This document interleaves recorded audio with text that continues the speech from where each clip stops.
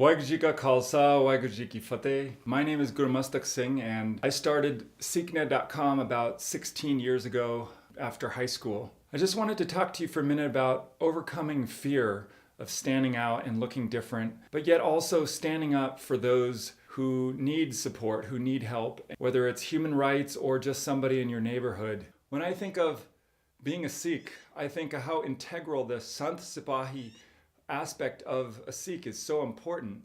The part that I often think that is lacking is the saint side. I think of saint side as being the meditative, the calm, the clear aspect. So when there's some situation that happens and there's some need of help, or somebody comes up to you and says something to you, that you are in a place where you can just be clear and respond in a way that represents that sant, that saint aspect of yourself. One of the things which I think is really valuable is to get out into the community. And I don't just mean the Punjabi or Sikh community, I mean get out and meet people around you. A lot of the racism, slurs and judgment and things that people say when they see Sikhs can come from lack of understanding about who we are. By interacting and getting involved, talking to people and making a connection so that it's no longer like an us or them, you become just another part of, an extension of who all the community is. And this can only be done if you actually make an effort and get out there.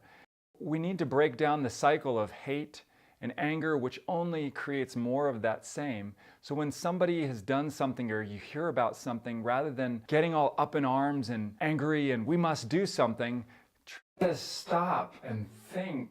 Think a little clearly. What can you do? What can you do to help create change and not compound the problem by becoming reactive?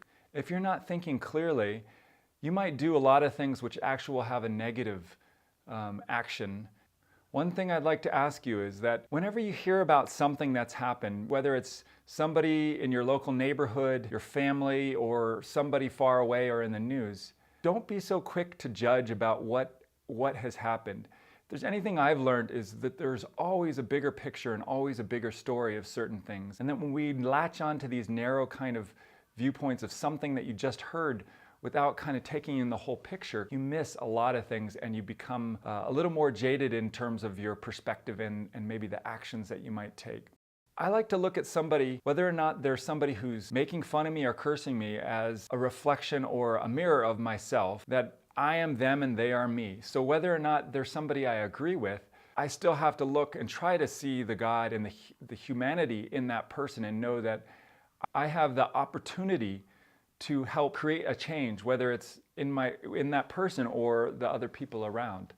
Growing up as a Sikh, I've actually felt more discrimination from other Sikhs than people of other religious or cultural backgrounds. It's taught me a lot of lessons about building bridges of understanding and reaching out to people to kind of show who you are and overcome any of the misunderstandings and stereotypes that people might have.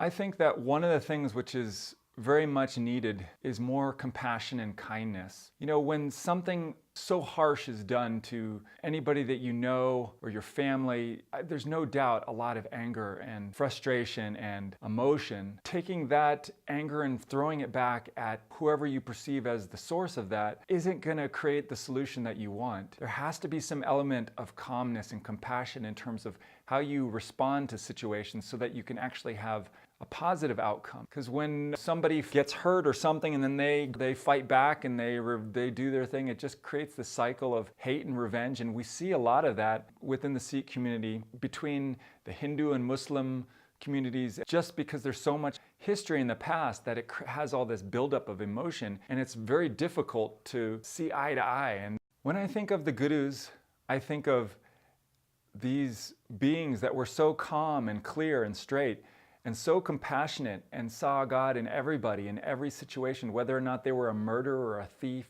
or whatever it is. They saw in them the potential, maybe the pain and the hurt that they were caused. So every time you go out and something happens, remember that compassion and that understanding and that oneness that is within all of us, and try to nurture that, stay in that space so that you can more effectively deal with situations and help raise the situation up from a very dark, negative, or emotional or hurtful situation to something that's positive and creates change that you want. And talk with all the people and share what your thoughts are about how we can make change and how you can overcome any fear of standing out and fear of standing up for any injustice within our community and within the world.